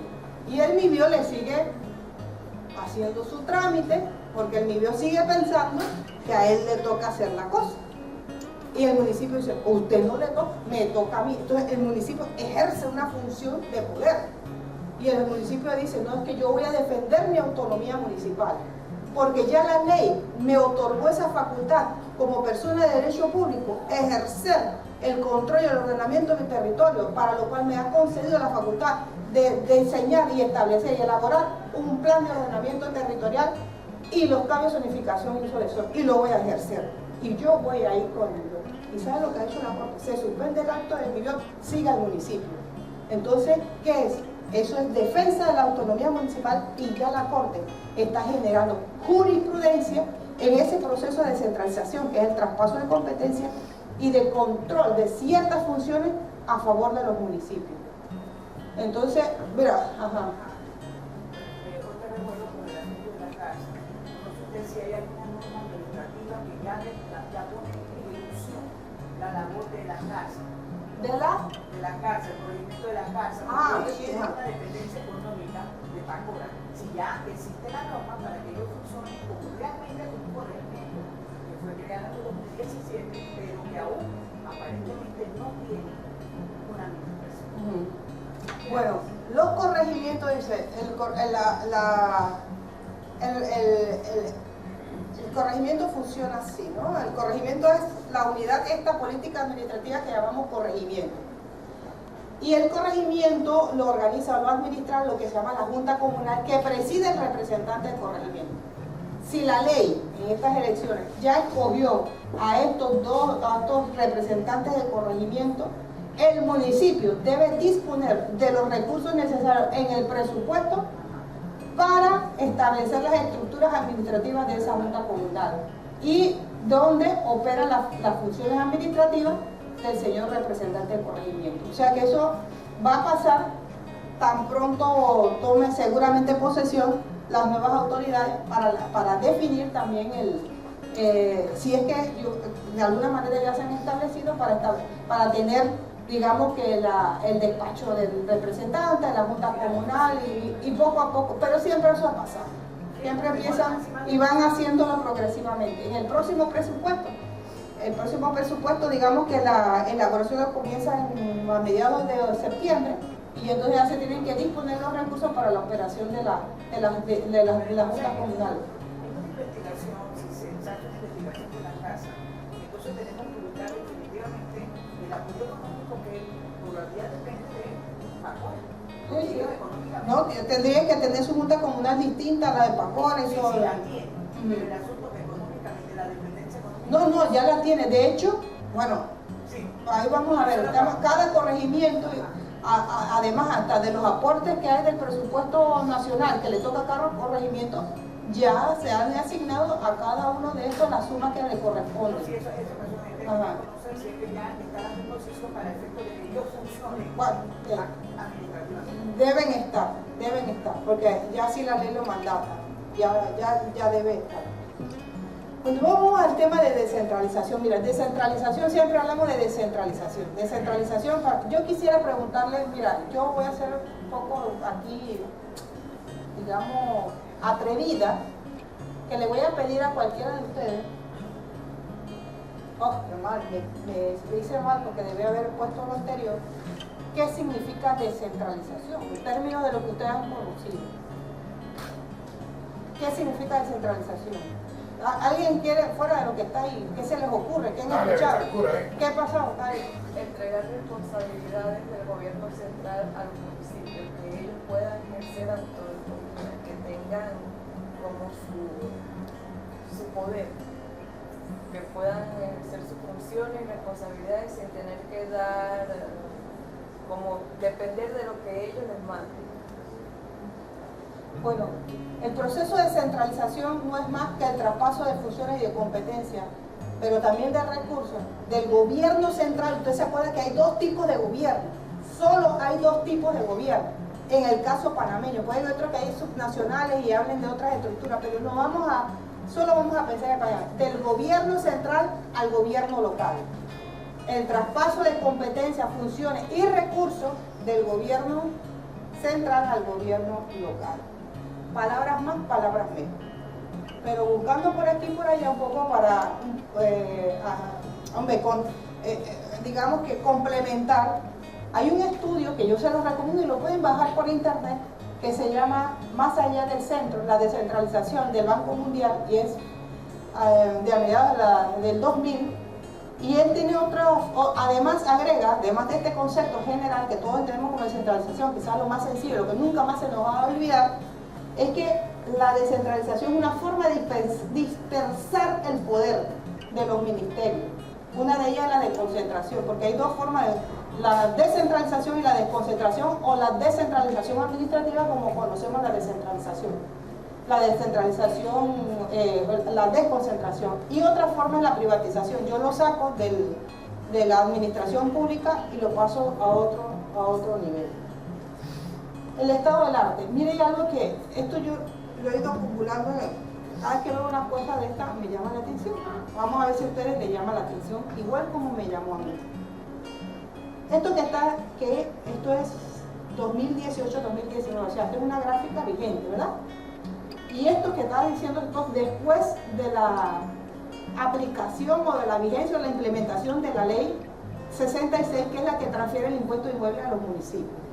Pero ahora he hecho un cuento con relación a eso. Esto que está aquí es la fuente de la Contraloría General de la República. Y ustedes se dan cuenta cuál es la participación de los municipios en el gasto del sector público general. ¿Ustedes se dan cuenta cuánto es? El 2%. Esa es la participación de los municipios en el gasto público. Puede haber municipios, 81 municipios consolidados y fuertes, que solo se les asigna el 2% del gasto público. Pues, puede haber municipios consolidados fuertes, donde solo ejecutan el 2% del gasto público nacional. Pues no hay manera.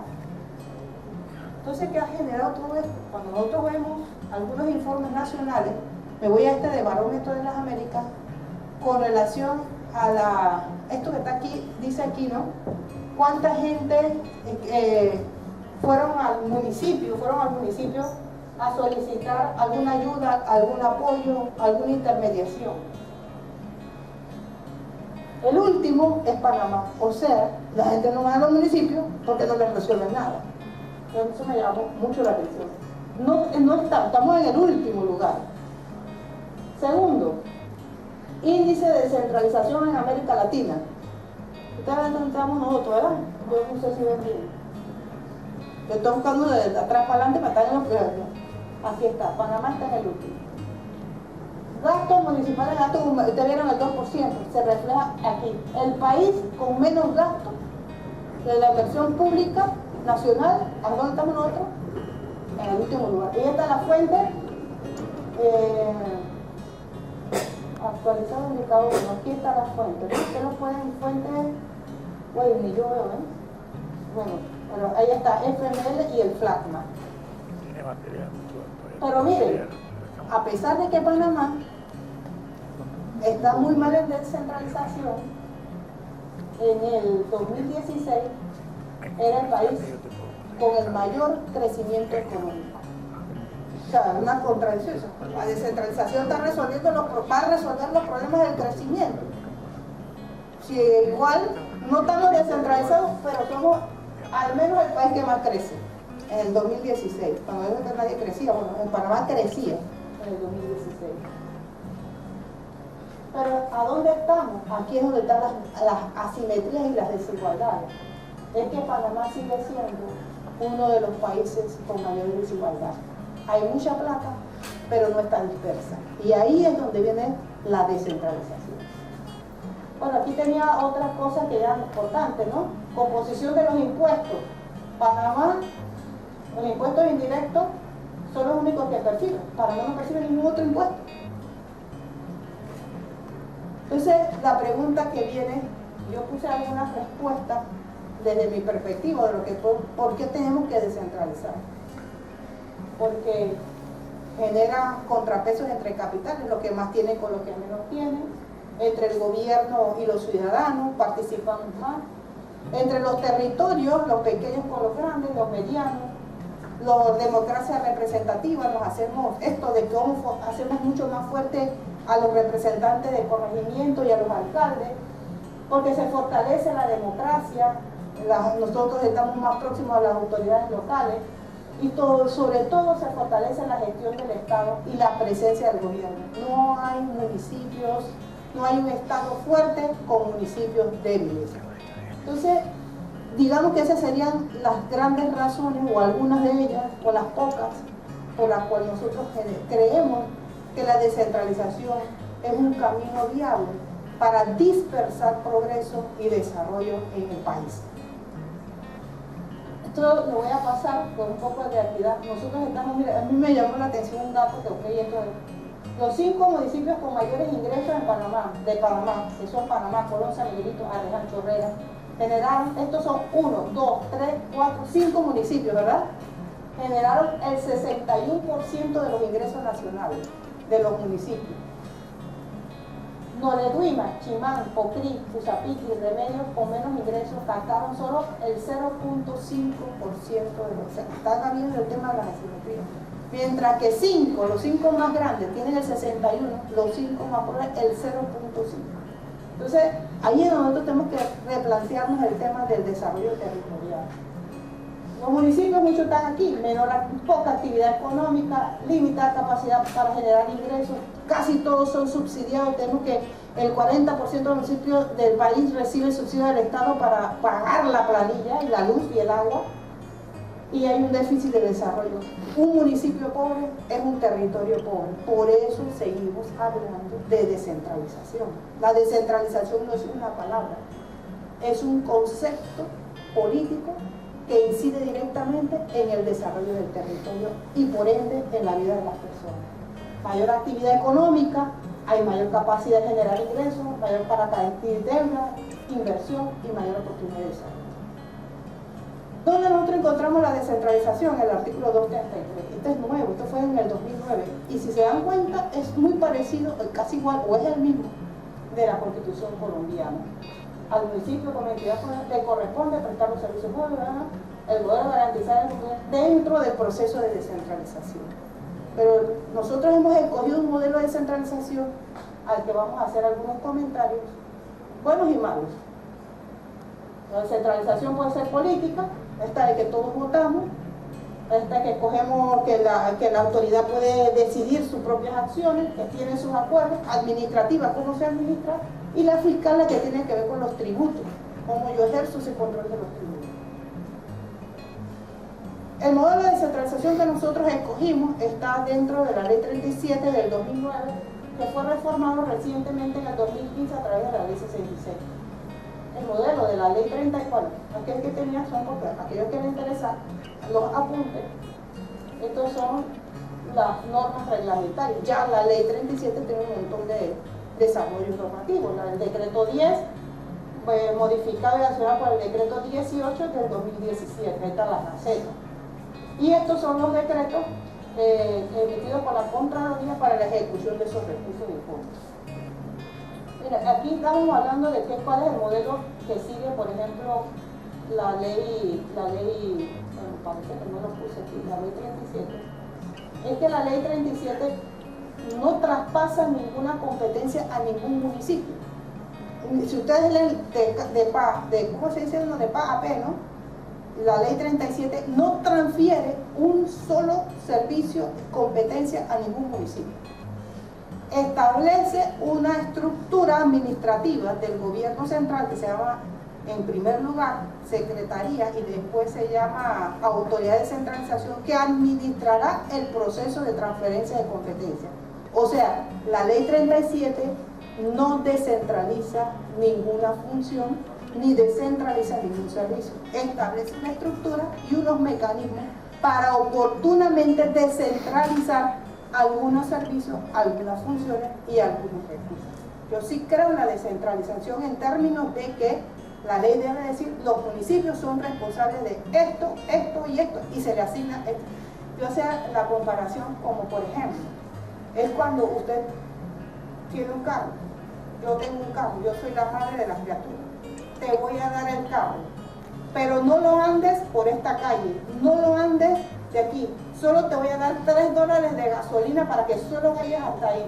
Entonces tú no le estás dando el carro sigue siendo tuyo y tú decides dónde va, cuánto gasta y con quién lo gasta. Así que al final no estás despojándote ni de la competencia ni despojándote de los recursos que la genera. Entonces yo creo que el modelo debería ir a entrar a ver qué cosas ya podemos traspasar a los municipios. Pero qué cosas buenas sí tuvo la ley. Primero, que tenemos una ley que habla de descentralización. Antes ni siquiera teníamos una ley que hablara de descentralización. Y que establece algunas competencias que pueden ser susceptibles de ser traspasadas. Y por más importante fue la transferencia del impuesto inmueble, porque la ley sí transfirió el impuesto de inmueble. Lo único que hay un problema, que no se puede transferir directamente a los municipios, porque hay un principio constitucional que si no existe la fuente fiscal, para eso con que ellos la suplen, y nunca se traspasó, porque el impuesto de inmueble sigue siendo un impuesto nacional, cuya recaudación se transfiere a los municipios. En ese recurso del impuesto de inmueble, en que se transfiere a los municipios, interviene el Ministerio de la Presidencia, el MEF y la Contraloría General de la República. En esta primera fase se suponía que ahí estamos. Se entregaría, se traspasaría el recaudo del impuesto de inmueble y se fortalecerían las administraciones. Estamos en esta fase. Ahora faltaría crear la autoridad, el traslado de competencia, el monitoreo, evaluación y las otras fases del proceso de descentralización. Pero aún seguimos en ello. Ahora hay que preguntar, ¿cuál modelo de descentralización realmente nosotros queremos llegar? Bueno, entonces, este es lo que nosotros tenemos ahora mismo. Todos los municipios reciben el 50% de lo que se recauda, el 50% lo recibe atención de la población, todos reciben no menos de 500.000. O sea, eso es, digamos que la dinámica de la transferencia de impuestos de inmueble. ¿En qué se puede gastar? Los municipios pueden gastar esos aportes en esto, porque realmente es un programa. Pero yo acabo de decir, le estoy diciendo, el carro, $3, vaya aquí y monte a fulano. Más o menos es lo que nosotros tenemos con el tema de la ley de descentralización. Conclusiones preliminares, posibles ventajas de la descentralización. Bueno, yo sí creo en la descentralización y creo que facilita la distribución, la dispersión de los recursos, ampliar las capacidades en la medida en que los municipios tengan la necesidad de actuar, de hacer cosas. Todos nosotros tuviéramos empleo en todos los municipios de Panamá, porque necesitan gente para hacer, desarrollar el expertise local. Facilita los espacios de comunicación entre los propios municipios. Yo sé hacer esto, tú puedes hacer aquello. Ampliar los mecanismos de consulta social, los presupuestos participativos. El Estado redimensiona su escala local para la evaluación de política pública. Esto se va a hacer en la región tal, integrado por los municipios del oriente, de los municipios de la península, por ahí va la cosa, o los municipios de la ribera. Puede atraer nuevos capitales. Mira, a mí me llama la atención que hay un municipio que conecta al mundo con Panamá, Boquete. Bueno, yo pareciera que estuviera haciendo mucha propaganda a Boquete, pero es que me llama la atención porque hay un café que se llama Geisha, yo no sé si ustedes han escuchado hablar, que se vende a $300 en Japón, la libra, y no lo produce Panamá, lo produce en Boquete. Y viene toda esa gente de afuera a comprarle el bendito Geisha, porque según saben de una forma que no entendemos cómo un café sepa esto y aquello, a lo mejor no sabe nada de eso, pero a ellos les sabe, a lo que lo vienen a comprar, y lo compran a $300 la libra. Pero un territorio, llamado Boquete, conecta al mundo. Entonces, eso es lo que nosotros, ¿cuáles serían las ventajas competitivas que tiene cada territorio? Donde hay una flor que cure a tal persona, donde haya una alga sumergida, que tal. Eso es lo que hace que los territorios, y conecten ese territorio con el mundo. Hay competencias entre los territorios. Yo sé que hay gente que son de Chitré y de las tales, yo soy chitreano, eso, pero que no solo que sea de que cuánto cantamos, sino cuánto producimos y que puede aportar mayor transparencia. ¿Cuáles son las desventajas? Es que dice que si los municipios son muy autónomos, el Estado es muy frágil. Aumenta las desigualdades territoriales. Hay municipios con mucha mayor fortaleza y hay unos que van a seguir siendo como Remedio, como los Cusapín, como hemos visto antes. Y sobre todo dice que disemina o distribuye también la corrupción. Antes teníamos que dialogar con fulano y ahora tenemos que con este para aquí, este para acá. Y todo el mundo nos pide un pedacito de coima. Antes yo sabía que con la coima no era con fulano, ahora la coima es con tanta gente. Entonces, eso es lo que también se dice que puede generar la corrupción. Y que los municipios, a falta de inexperiencia, escapan oportunidades. Así que, muchachos, yo termino esta exposición, sobre todo esta parte, con un fragmento de la obra de Alexis Tocqueville sobre Democracia en América 2, y que a mí me encantó mucho, sobre descentralización. Y dice, todos los grandes capitanes aman la centralización, que aumentan sus fuerzas, y todos los grandes centralizadores aman la guerra, que obliga a las naciones a concentrar en manos del Estado todos los poderes. O sea que la única forma de contrarrestar esto es la descentralización. Y esa quizás sea la mejor excusa porque nosotros no hemos dado el gran salto a un proceso de descentralización. Y gracias.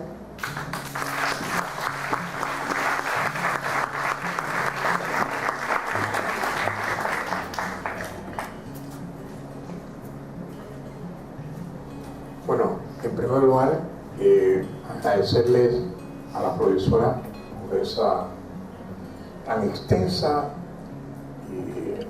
conferencia relacionadas con la jurisprudencia municipal. Ustedes han observado, han visto lo profundo que conlleva esta situación de la administración, de la gestión municipal. Es compleja. Hoy la profesora nos ha hecho un verdadero resumen histórico, jurídico, inclusive administrativo. Yo diría, agregando las palabras de la profesora Ada en el día de hoy, que, como lo dije yo en mi libro, el único camino para caminar haciendo desarrollo, ¿verdad?, es la descentralización.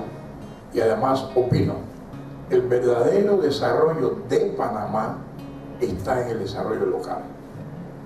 Lo que pasa es que tenemos que meternos, empoderarnos de la participación en todos estos procesos.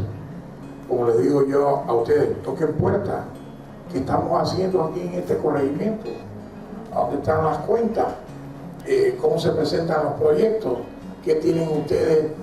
Eso no se hace aquí en Panamá. Lamentablemente, profesora, tengo que hacer esa crítica, ¿verdad? En lo que a mí me parece también que en esta ley 66, a diferencia de la ley 37, una cosa que yo siempre he hecho énfasis, en la 37 no hablaba de financiamiento, en la ley 66 sí habla de financiamiento. Algunos alumnos me preguntaban ayer, bueno, profesor, y cuando los municipios reciben el 50% producto del impuesto del ITBM, queda ahí al terminar el 31 de diciembre, si no se ha utilizado la plata, se manda nuevamente a la Secretaría. Bueno, yo tengo entendido, y si no me equivoco así, mi respuesta fue, jóvenes, ese dinero se queda en el municipio para seguir con la obra que se había planeado previamente. No sé qué respuesta nos puede dar al respecto de eso, sobre el financiamiento. Lo que al 31 de diciembre no se ha terminado y al final, ¿qué se hace con ese recurso no utilizado?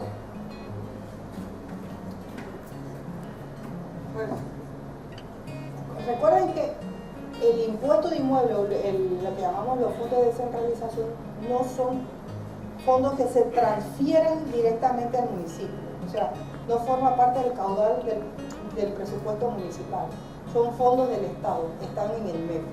Entonces, están en el presupuesto nacional, o sea, esa es la diferencia de total de otros fondos, no se pasa al municipio. Entonces, esto se administra conforme al propio tiempo del presupuesto nacional del Estado. Y los municipios debieron haber presentado, porque nosotros en este tiempo, en este que estamos ahora, es un periodo irregular, el electoral, porque usted no puede generar gastos hasta por disposición de la propia Contraloría hasta este mes, ya, porque ya tendría usted que haber hecho todas las previsiones hasta este mes, y de aquí entonces el nuevo gobierno administra o define el gasto de su fondo. Por esa razón, los gobiernos los municipios que no habían hecho la separación, no habían comprometido su plata al 31 de diciembre del año pasado, sí perdieron su fondo, porque ese compromiso no se puede sostener. Usted tenía que haber comprometido, como lo dice la administración pública, y comprometido en un proceso de que usted adelantó de que estos recursos ya están, yo lo dejé aquí, eso ya decidirá el otro gobierno si los acumula o no los acumula. Pero si no hay un compromiso presupuestario y fiscal, es posible que hayan perdido por no haber tomado las medidas a tiempo, porque eso sí se sabía desde que empezó a regir la ley 66 del 2015, porque ahí está en la propia ley. Si alguien tiene otra pregunta, con mucho gusto. ¿Alguna otra pregunta? ¿Duda? Bien, profesora, pareciera que no hay preguntas, pero yo creo que en la mañana de hoy nos hemos alimentado esta academia, esta experiencia suya. Sí. Solo Mire, yo les voy a dar las gracias, les doy las gracias por haberme puesto atención, por no haber usado los celulares mientras estábamos haciendo esta presentación. Pero mi más humilde aspiración es haber en algunos de ustedes causado perplejidad e interés por lo local. Muchas gracias, profesora. Bien, yo voy a llamar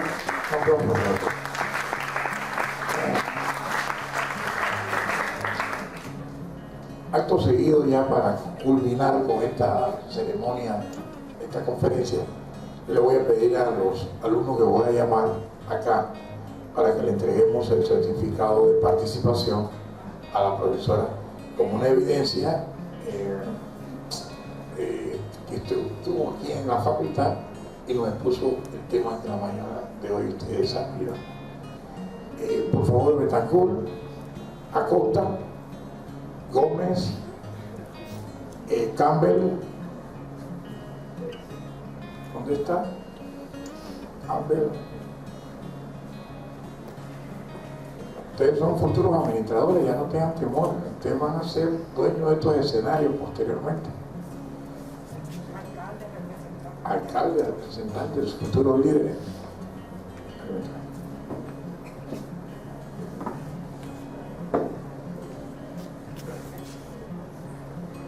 Señor Campbell, le haga a usted aquí el certificado de la profesora.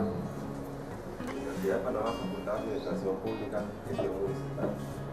Confiere el presente certificado a Ada Vergara por su participación en calidad de conferencista en las buenas prácticas de la Audiencia de la Autoridad Municipal, realizado con los estudiantes del curso de Gestión Municipal de la Licenciatura de Administración Pública, dado en la ciudad universitaria Octavio Méndez Pereira el día 21 de julio de 2019. Firmado el decano y el profesor de la escuela y los profesores. De mi parte, muy agradecido. La verdad que también hoy la profesora nos ha traído una rica literatura en todo esto del tema que ella abordó. Ahora nos da la oportunidad a la facultad, a las próximas generaciones, de tener más conocimiento, más bibliografía sobre el tema de la municipalidad.